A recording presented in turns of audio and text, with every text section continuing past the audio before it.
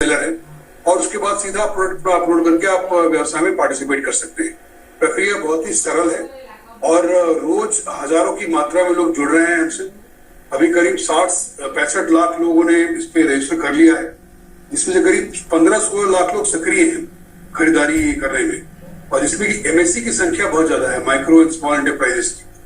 तो हमारा तो ये कहना है कि जो गरीब से गरीब सप्लायर है या रिसेलर है या कोई प्रोड्यूसर है, अगर कोई झाड़ू भी बना रहा है कहीं पे, वो चाहता है कि मैं बेचूं इसको सरकार को, तो इस पोर्टल के माध्यम से वो बेच सकता है। अगर पोर्टल के माध्यम से बेचना हो तो क्या उसके पास कोई रेट लिस्ट होती है, या पोर्टल पर जाकर वो रेट लिस्ट चेक कर सकता है?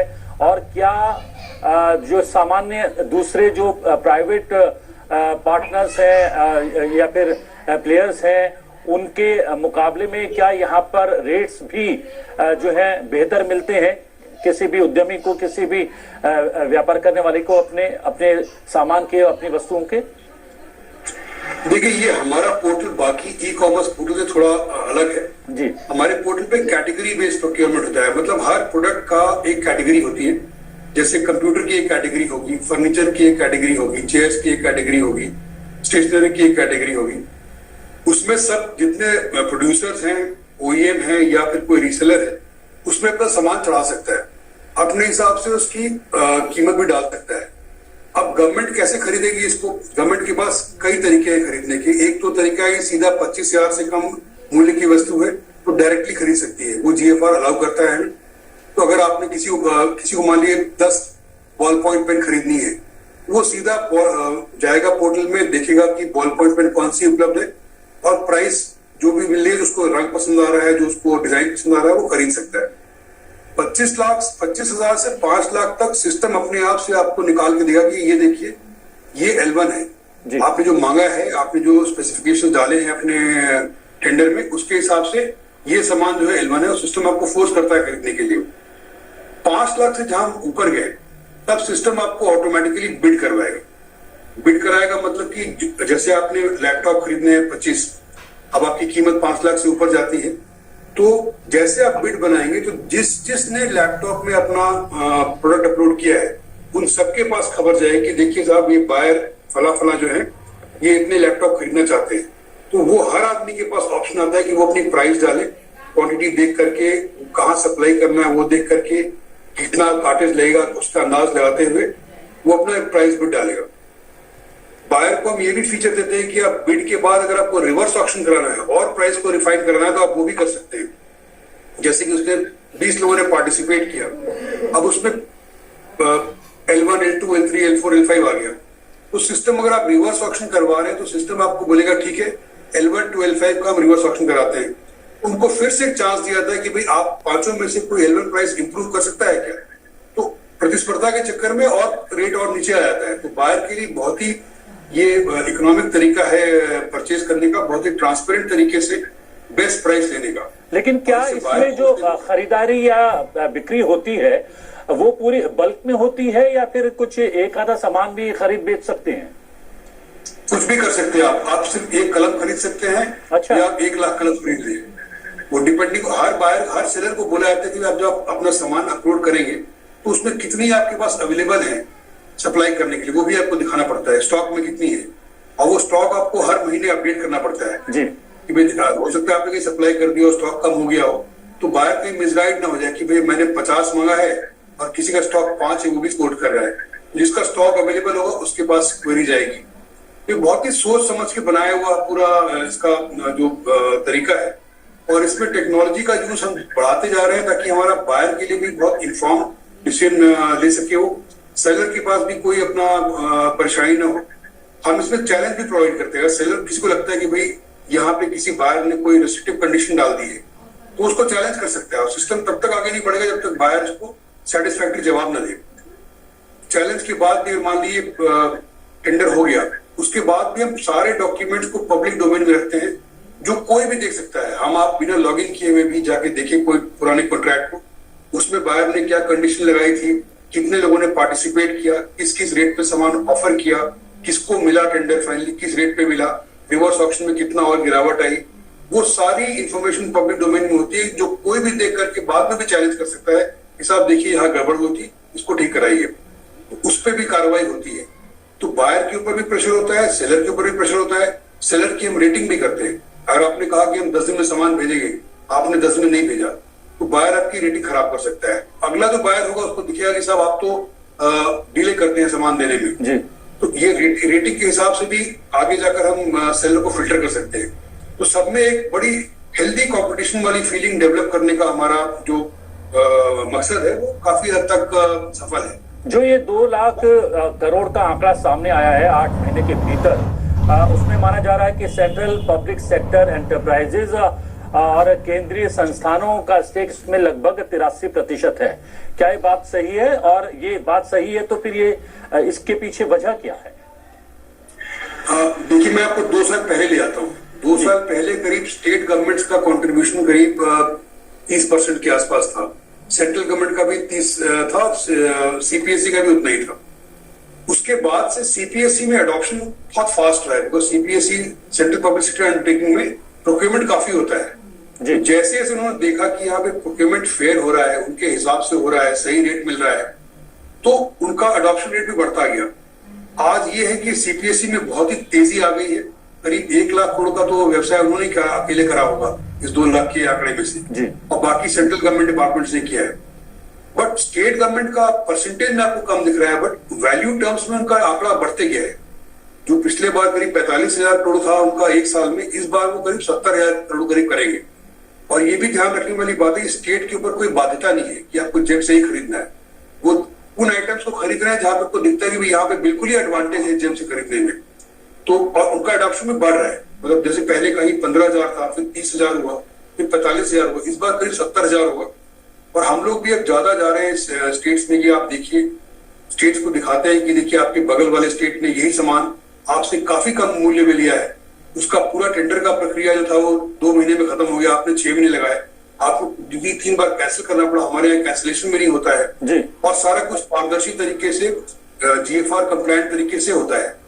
तो कई आप सही बात कह रहे हैं, एक बात सही कह रहे हैं कि ये आंकड़ा थोड़ा कम लगता है। मैंने भी देखा कि 17% हिस्सेदारी है राज्य सरकारों की, लेकिन जानकारों से जब बात हुई तो उन्होंने कहा कि ये 17% बहुत अधिक है और ये संख्या जो है दिन ब दिन बढ़ती भी जा रही है और राज्यों की संख्या भी बढ़ती जा रही है। अब उत्तर प्रदेश, गुजरात, महाराष्ट्र, दिल्ली, मध्य प्रदेश, जम्मू कश्मीर, ओडिशा, बिहार, असम, उत्तराखंड, तमाम राज्य जो है लगातार इससे जुड़ते जा रहे हैं।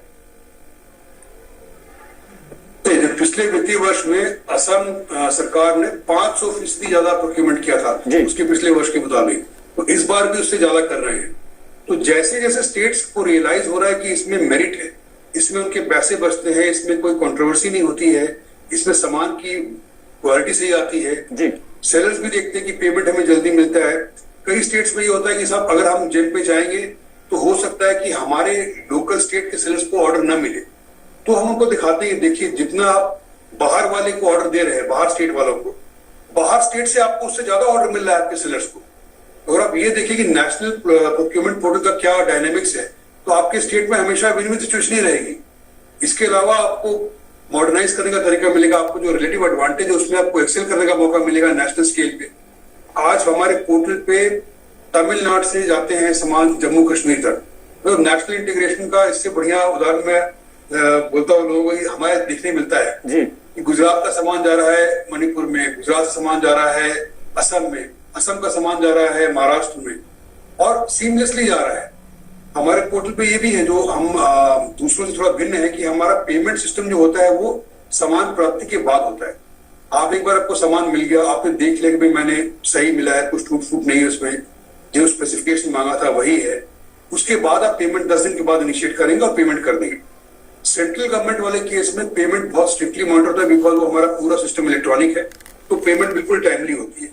इससे क्या होता है, जो सेलर है जब वो कोट करता है प्राइस, तो सही प्राइस कोट करता है। अदरवाइज अगर आप उसको बोलेंगे कि आपका पेमेंट मिलेगा 6 बजे, पहले होता था ऐसे साल भर बाद पेमेंट हो रहा है, आप 10 चक्कर काटिए तब आपको आना पड़ेगा। अब वो सब चीज खत्म हो गई है।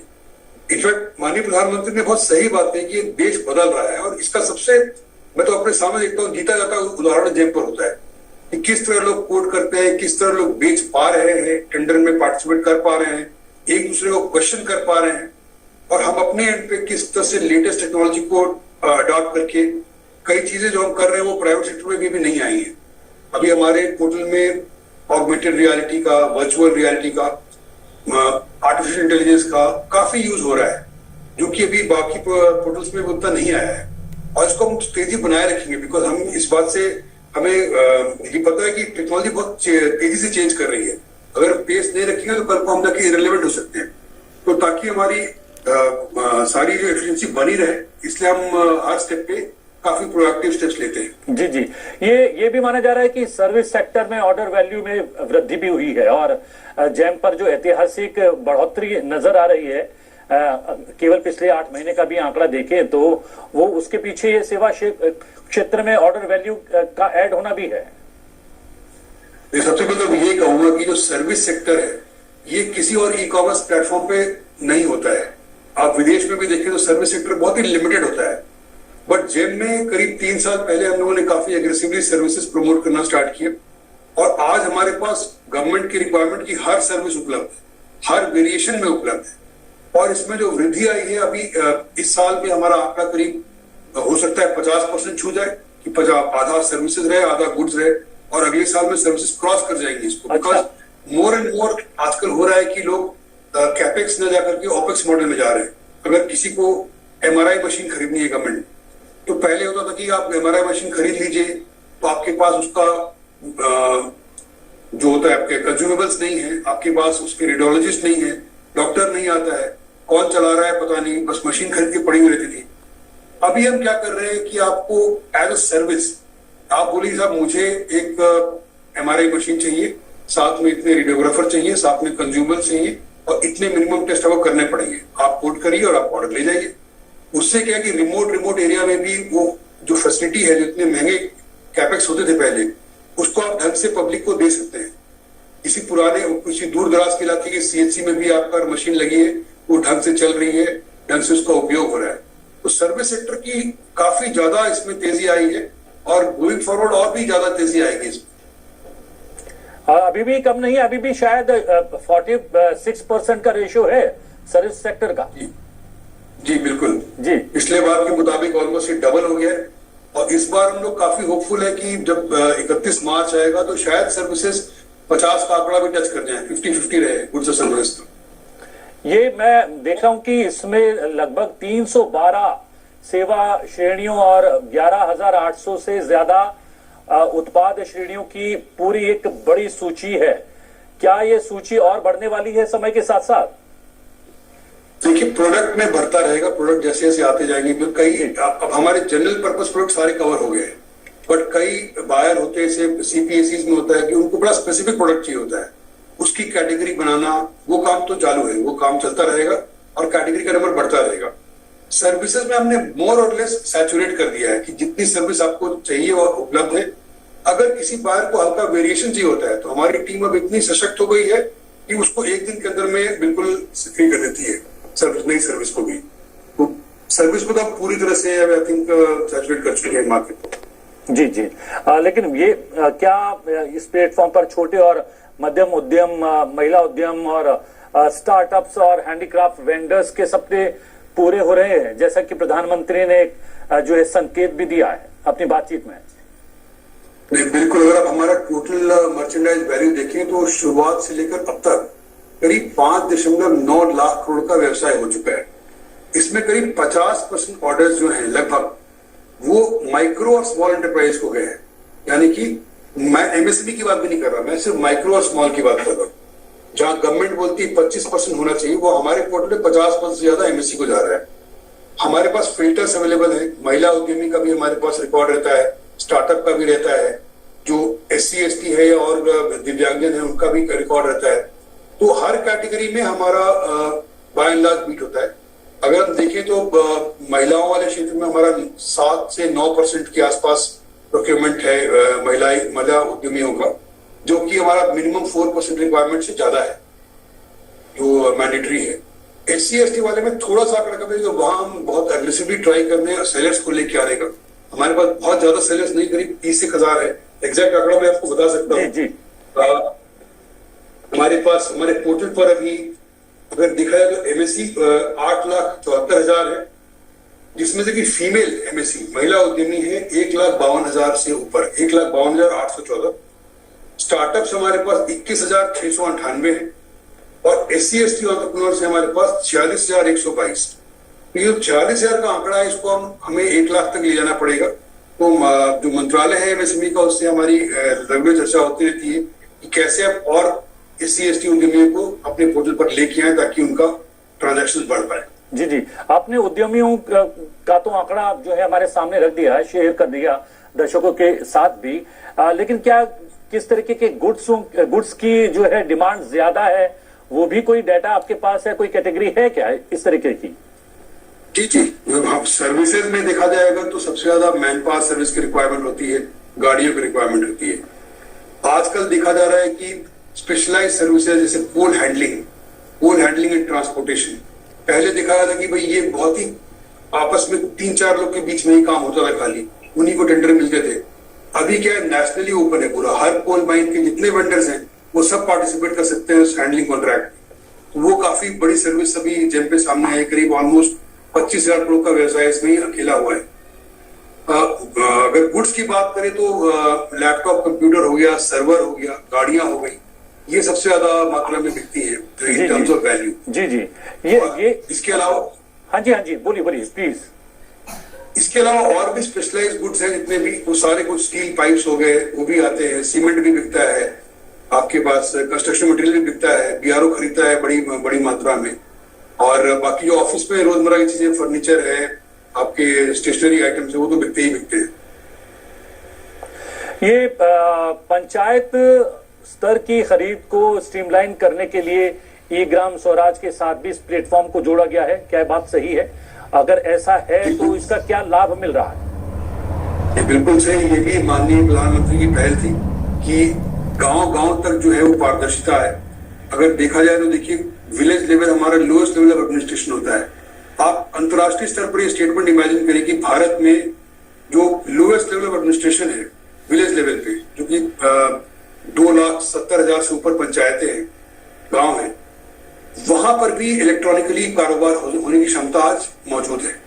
अभी तक क्या था कि जो फाइनेंस कमीशन जो उनको पैसे आते थे उसकी विजिबिलिटी थी कि भाई इतने रुपए साल में जा रहे हैं इस फला ग्राम पंचायत, अब वो कैसे स्पेंड कर पाएगा उसकी भी जानकारी आ जाएगी जेम के माध्यम से। तो ये प्रक्रिया चालू हो गई है, करीब 50,000 पंचायत ऑनबोर्ड हो गई है और बड़ी तेजी से इनकी ऑनबोर्डिंग चल रही है एज अ बायर। तो पंचायत को जो भी रिक्वायरमेंट है, अभी हम वर्क्स में नहीं है, हम सिर्फ गुड्स और सर्विसेज में, पर पंचायत को भी खरीदना पड़ता है सामान, उसको भी ऑफिस के रिक्वायरमेंट होते हैं, टेबल कुर्सियां लेनी होती है, अलमीरा लेनी होती है, कंप्यूटर लेना होता है, कैमरा लेना होता है, वो सब वो आराम से खरीद सकते हैं जेम पर आकर के, बहुत ही कॉम्पिटिटिव रेट पे। उनको हम फिल्टर भी प्रोवाइड करेंगे कि अगर आप अपने लोकलाइज लेवल पर प्रोक्यूरमेंट करना चाहते हैं तो आप लोकलाइज कर लीजिए, आप वहां पे अपना कैपेसिटी बिल्ड करिए, उसमें भी हम हेल्प करेंगे। तो इंक्लूसिविटी का हमारा बहुत ही मेजर स्तंभ है, इसको हम हर तरह से प्रमोट करने की ट्राई कोशिश करते हैं। बचत के स्तर पर भी ये बड़ा कारगर सिद्ध हो रहा है। 2016 से सरकार को तकरीबन 45,000 करोड़ से अधिक की बचत हुई है, और आर्थिक सर्वेक्षण 2021-22 की बात करें तो 22 में से 10 गुड्स के लिए जीएम की कीमत अन्य ऑनलाइन प्लेटफॉर्म से तकरीबन 9.5% कम है। जी, इसमें देखिए आंकड़ा जो है आज 45 नहीं कहूंगा, मैं आज कहूंगा तो मैं कहूंगा 60,000 करोड़ की सेविंग हो चुकी है। बिकॉज अलग अलग स्टडीज करवाई गई, कुछ इंडिपेंडेंट स्टडी हुई जिसको हमने नहीं कहा था करने के लिए, कुछ हमने खुद करवाई, कुछ सरकार ने कराई। हर में करीब वो 10% का आंकड़ा आता है कि minimum in terms of monetary value, पैसे की सेविंग में करीब 10% सेविंग होती है जी। तो जहां हमने 5,90,000 करोड़ का कारोबार किया है, तो आप सीधे से 10% लगाए तो 60,000 करोड़ करीब हो जाता है। इसके अलावा आप देखिए कितनी सेविंग होती है, इसके अलावा आपकी पेपर की सेविंग होती है। अगर आज हम कह रहे हैं कि हमारे 1.9 करोड़ ट्रांजैक्शंस हुए हैं, हर में अगर हम 100 पन्ने भी लगा लें, जो कि होता है, कॉपी बनती है टेंडर की, इसको बांटना उसको बांटना, फिर रिकॉर्ड मेंटेन किए जाते हैं, फिर अनाउंस किया जाता है, रिजल्ट ऑर्डर प्लेस होता है, तो 100 तो मैं बहुत ही एक कंजर्वेटिव नंबर बता रहा हूं। तो आप देखिए कितने पेपर की सेविंग हो गई है। आपको पेपर में ऐड देना पड़ता था पहले, उसकी खर्चा अलग था। बायर सेलर को मल्टीपल जर्नीज करनी पड़ती थी बायर के ऑफिस में, उसका खर्चा बचता है। ये सब इंटेंजिबल सेविंग्स है जो कि हम अभी क्वांटिफाई करने की कोशिश कर रहे हैं कुछ जैसे कोरिया में पोर्टल है कोनेस, उन्होंने क्वांटिफाई किया था, जो सेविंग आती है वो बिलियंस ऑफ डॉलर्स में आती है। तो हमारा scale in terms of number और स्टेक होल्डर्स और नंबर ऑफ ट्रांजैक्शन, आज हम विश्व में सबसे बड़े पब्लिक प्रोक्योरमेंट पोर्टल है। इन टर्म्स ऑफ वैल्यू हम नंबर 2 पर है, और वो भी हम अगले 2 साल में क्रॉस करके वैल्यू टर्म्स में भी नंबर 1 हो जाएंगे globally amongst all the e-commerce platforms for public procurement. जी, तो समय समाप्त हो रहा है, इसलिए चलते चलते एक बात और जानना चाहूंगा कि क्या डाक प्रणाली इंडिया पोस्ट और कॉमन सर्विस सेंटर CSC का जैम के साथ एकीकरण किया जा रहा है, और इसकी सहायता से दूर दराज के क्षेत्रों में जैम के माध्यम से विक्रेताओं और खरीदारों को लॉजिस्टिक जो है प्रदान करने का प्रयास किया जा रहा है, क्या ये बात सही है? जी बिल्कुल सही है। करीब 1 साल से काम चल रहा है। हमारा MOU हुआ था इंडिया पोस्ट के साथ और कॉमन सर्विस सेंटर के साथ, बिकॉज हमने देखा था कि हर सेलर कोई गांव में बैठा है, उसकी मतलब जो उसकी टेक की क्षमता है वो शायद उस लेवल की ना हो कि वो जेब पे करा आ पाए। उसको थोड़ी हैंड होल्डिंग सपोर्ट की रिक्वायरमेंट थी। हमारे पास भी हम 150 लोग हैं, हमारे पास भी ये था कि मुनासिब कि हम जाके उनको वहां पे समझा पाए। तो हम लोगों ने काफी सोचने के बाद देखा कि कौन सी एजेंसी है जो कि ग्रास रूट लेवल पे प्रेजेंट है। तो हमने पाया कि एक तो इंडिया पोस्ट के पोस्ट ऑफिस होते हैं, गांव गांव में पोस्टमैन जाता है। दूसरा कॉमन सर्विस सेंटर है। नंबर के देखिए तो करीब 5.5 लाख से ज्यादा कॉमन सर्विस सेंटर है। हर ग्राम पंचायत में कॉमन सर्विस सेंटर है। इसके अलावा करीब 1.5 लाख इंडिया पोस्ट के पोस्ट ऑफिस है। तो हमने उनसे MOU किया कि आप कोई भी आपके पास अगर आए, कोई छोटा से छोटा सेलर भी आए और बोलता है मुझे जेब पे रजिस्टर करना है, तो आप उसको रजिस्टर कराइए और उसका पैसा आपको हम देंगे डायरेक्टली, आप जितने कराएंगे। तो वो फ्री रजिस्ट्रेशन होता है सेलर का एज अ बायर और एज सेलर जो भी करना है। दूसरा ये कहा कि अगर उसके अलावा जब सेलर अपना अपलोड करेगा प्रोडक्ट, उसकी जो चार्जेस है वो नॉमिनल चार्ज हमने MOU में फिक्स कर दी, कहीं 50 रुपए, कहीं 100 रुपए, कहीं मैक्सिमम 200 रुपए करके वो अपना उसकी पूरी फोटोग्राफी करके उसको डाल के सिस्टम में सारा कुछ डॉक्यूमेंट्स लेके स्कैन करके उसका पूरा पुष्टि कर देंगे। जी, तो समय थोड़ा सा जो है कम पड़ रहा है, विषय जो है काफी बड़ा है, लेकिन आपने कम समय में जो है जेम के बारे में बहुत कुछ बारीकी जो है हमें बता दी है, हम हमारे माध्यम से दर्शकों तक पहुंच गई है, और 4 महीने के पश्चात फिर आपसे मुलाकात करेंगे, और जब जेम एक और नया कीर्तिमान स्थापित कर चुका होगा तब हम और बात करेंगे। लेकिन अभी तक की बात के लिए प्रशांत जी बहुत बहुत धन्यवाद, आपने समय निकाला। Thank you very much.